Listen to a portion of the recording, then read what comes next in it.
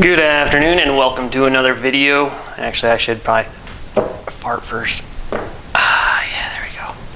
All right, well, no, that's out of the way.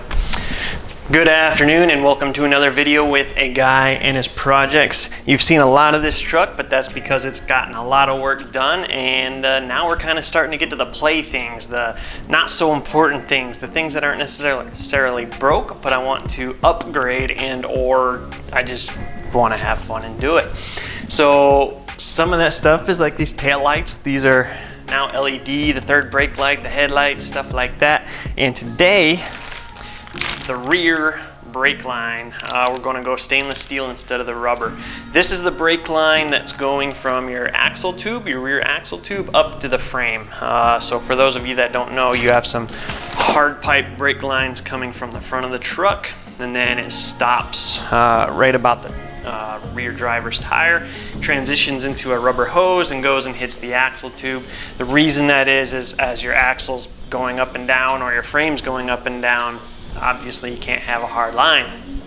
Now the reason I'm replacing it is, one, stainless steel is way cooler. Two, I've been playing around with this truck not on the road and rubber rips way easier. Now that being said, if you catch a brake line on something that's going to rip a rubber hose, you're going to do damage to your stainless steel hose anyway. So anybody that says they put these on in case you catch something, well, yeah, okay, it might actually help, but doubtful in my opinion.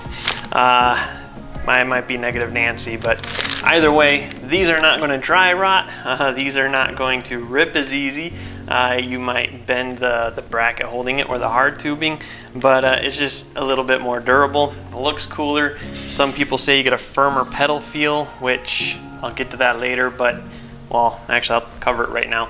So the firmer pedal feel, I've already replaced the front brake lines to stainless steel. I have a video on it, check it out.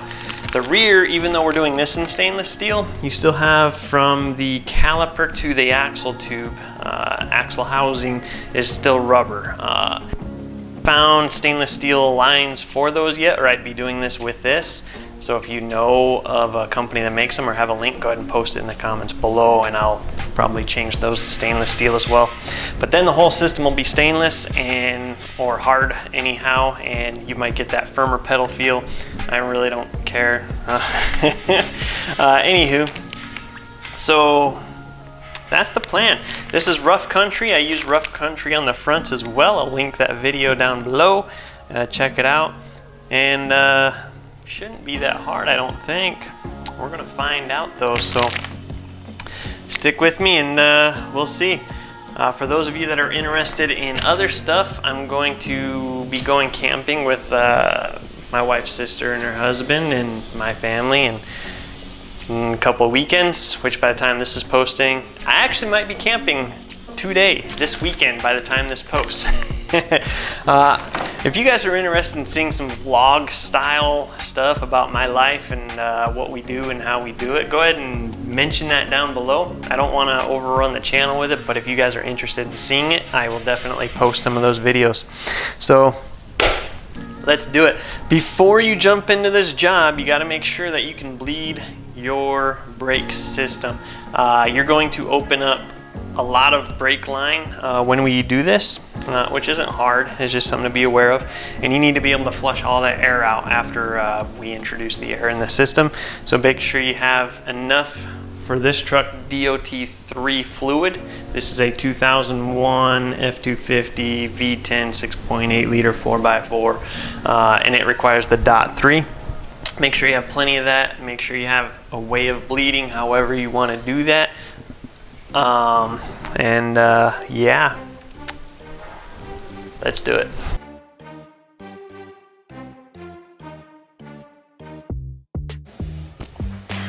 So as far as what I'm talking about goes, so you have, this is your rear brake, driver's side. So this hose right here is still rubber. And I haven't been able to find these in the stainless steel. They've got one on each side. Your caliper transitions into the axle tube housing. I would like to get those stainless steel because I'm making everything stainless steel as far as brake lines. But this right here is what we're replacing. This is your differential vent, if you will. And it's really dark in this picture here. Hopefully it lights up later. This is your differential breather, and this is your brake hose. There we go. There you go. So, differential breather. This is just an empty hose going to a filter behind the taillight because I made it that way. Yours probably isn't like that if it's stock. This is your brake hose going all the way up to your frame. That's what we're replacing today.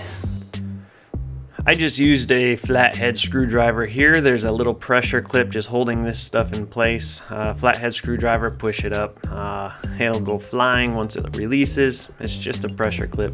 Then you're gonna grab your flare nut wrench, preferably box wrench if you don't have one.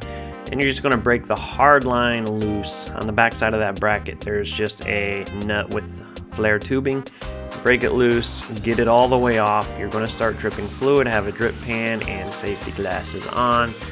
You also want somebody ready to refill the reservoir under the hood as needed so that you don't run the reservoir dry. Once you pop that hose off, go ahead and put your new one in and retighten that nut. This is the method I went anyway. Do how you please. I like it this way because there's fluid dripping down the line the whole process rather than helping get rid of air, I guess, is what I'm trying to say. Remember, I'm not a mechanic. I'm not certified or authorized or a professional, and when I do this, do it at your own risk if you follow what I do here. Now I'm just putting that pressure clip back in, trying with my muscle might to get it in with my fingers. Did not work, so you can get some adjustable pliers or channel locks, whatever you want to call them, and pop this in the rest of the way. It's easier that way. Should have just started it with that process, but you know, you don't know till you try. So at this point you have brake fluid dripping down this hose, so keep a drip pan down there to catch it. I like it that way, like I said, because you're pushing air out of the system the whole time. Not that it matters, you still have to bleed. So I just pulled off that differential breather hose vent, and now we're going to pop these hard lines off of this little bracket here. Again, use your flare wrench to break them loose if you can, then switch to your box wrench. If you don't have a flare wrench, box wrench is fine, just don't strip them. You'll save yourself a lot of trouble by not stripping them. Here we are taking this, where the breather goes in to the axle tube. It's one piece right here. It's threaded into the tube. It's hollow, and it just allows your diff and axle to breathe. Pop that off. Now you can go ahead and put your new one in, keeping in mind this is leaking fluid the whole time. Check on your reservoir. You don't want it to run dry. I had my wife, she was out there picking weeds, and I kept yelling at her every here and there, hey, go check the fluid please, and she'd top it off for me. So now you can reassemble. I wouldn't screw in those hard lines yet, just get them in place until you get the block snagged back into the axle, and then you can go ahead and screw in your hard lines. It just helps line everything up that way easier. So keeping in mind that the block right there, it's not tight into the axle tube, it's just in the axle tube. Now that everything else is tight, I'll tighten that. And then there's no torque spec that I know of for brake lines, just make them so they're snug and tight. You don't want them to loosen, but you don't want to strip them either, so find that happy medium. I'm using some brake clean here just to clean up all the brake fluid that dripped. If you see some on the tire like I just did, make sure you dry that off and rinse it with some water if you can. This is not a brake bleed video. I am busting both calipers loose right now, the bleeder, what you might call them, just to start gravity bleeding while I finish up here. I suck it dry with a vacuum later. Suck the air out with a vacuum later. Do it however you want. There's hundreds of videos on YouTube about how to bleed your brakes. This is not one of those videos. This is just showing you that, yes, I did it. So that in the comments you don't tell me, oh my gosh, you didn't bleed your brakes. So yes, we bled them. We've put on hundreds of miles since this video, and it's been beautiful. We did go off-road last weekend camping. I'll have a video soon. Didn't really get any good flex going, but we did try some. So this hose is built for 4 to 8 inches of lift, which means I have a lot of extra hose. It's not hurting anything. It's fine. It's beautiful. I like it. So this will allow, if I didn't explain it earlier, the problem with the stock one is with the 2 inches of lift and the leveling kit, when the truck gets angled or twisted going off road, with the brake line on this side, if this tire went down, well, that one was up, it would extend that brake line, not to the braking point obviously, but it was tight, and I don't really like it being tight. So with this, be known, it is 4 to 8 inches of lift, supposedly. It's 4 applications with 4 to 8 inches of lift. So there's a lot of extra slack, way more the slack than what I need on this, but that is okay because it's not interfering with anything. So we should be golden. All right guys, easy as that to replace that rear brake line. You do lose a lot of brake fluid, so make sure you've got a big bottle ready to go, so you can keep topping off as you get the chance.